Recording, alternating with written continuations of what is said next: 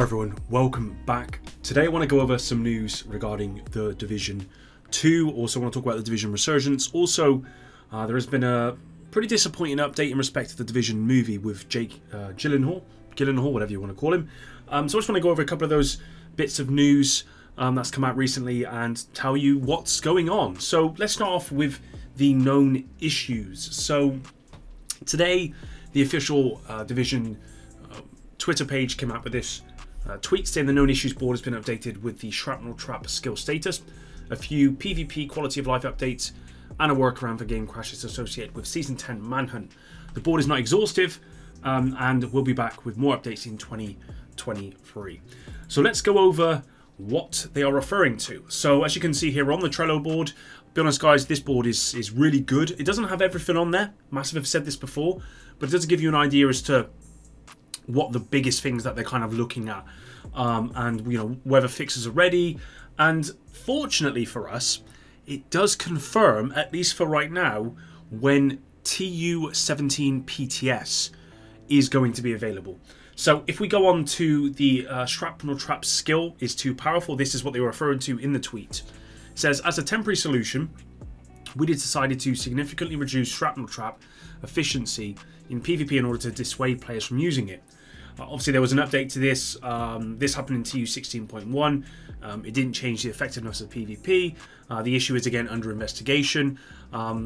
Frustrating, of course, for anyone who plays PvP. And so there was an update to this today. It says the rework of the shrapnel trap skill is planned for TU17 and will become available for TU17 PTS in January 2023. And so this confirms that at the moment the devs have TU17 planned for, or the PTS anyway, planned for January. And with that in mind, depending on when that PTS goes live, if it's at the start or at the end of January, we don't know. But you're looking at probably February, it's probably going to be March time that we get, you know, the TU17 update and then the new season for 2023, which I believe they're calling Season 1. Which I'm not sure if you want to look into that or not, because obviously we're coming towards the end of this season's for 2022. I'm not sure if you, obviously this was season what, 10 or 11. Yeah, I'm not sure if that means anything or not.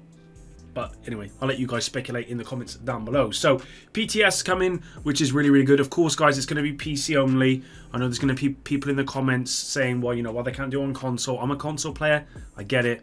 But it will be PC only. It's just way easier for them to make changes. And it also means that first console players, we don't have to put up with all those problems. But yeah, I mean, would prefer it on console, but it won't be. Obviously, there's other stuff in here. You can see the in-progress stuff. Global directives should not be active during raids. Did not know that was a thing. Focus chest talent is not triggered when aiming on the Dr. Home exotic rifle and the O'Carroll name marksman rifle. I did know about that. I saw a few people talking about that. The scope mod from the O'Carroll name marksman rifle can be applied to any weapon. So there you go. There's also some visual bugs with the Shade Requisition project and the Weekly Summit project.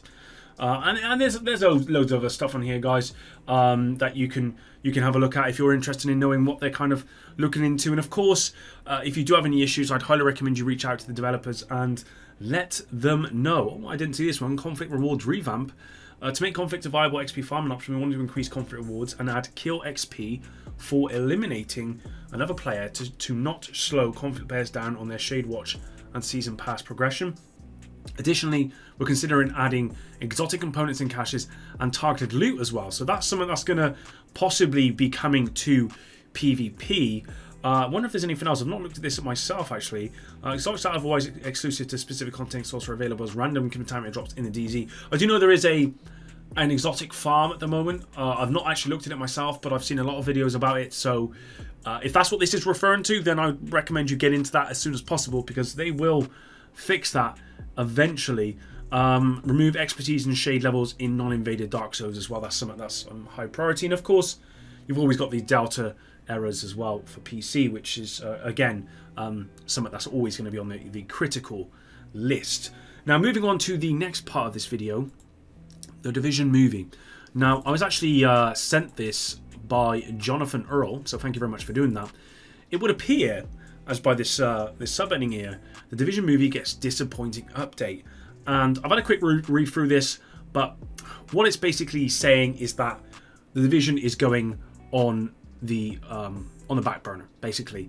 It says Kelly McCormack had a disappointing update on the film adaptation. McCormack noted that the producers on The Division left the film behind following COVID due to the premise feeling too heavy at the moment.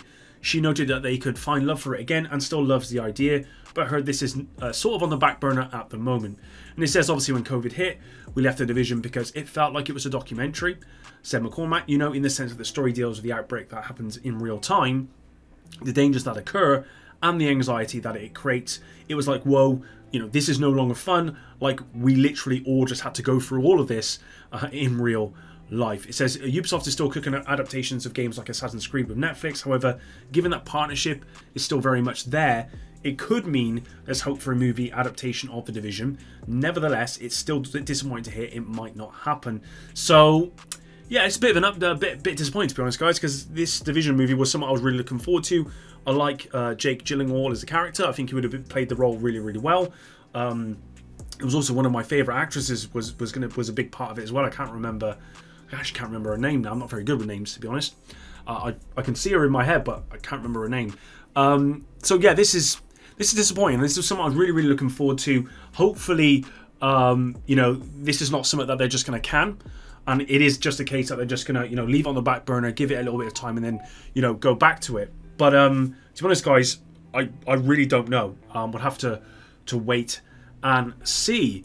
And lastly, guys, I've been playing a lot of The Division Resurgence, and if you haven't had a chance to play it, if you've had an invite and you've not played it yet, I highly recommend you go ahead and play it right away.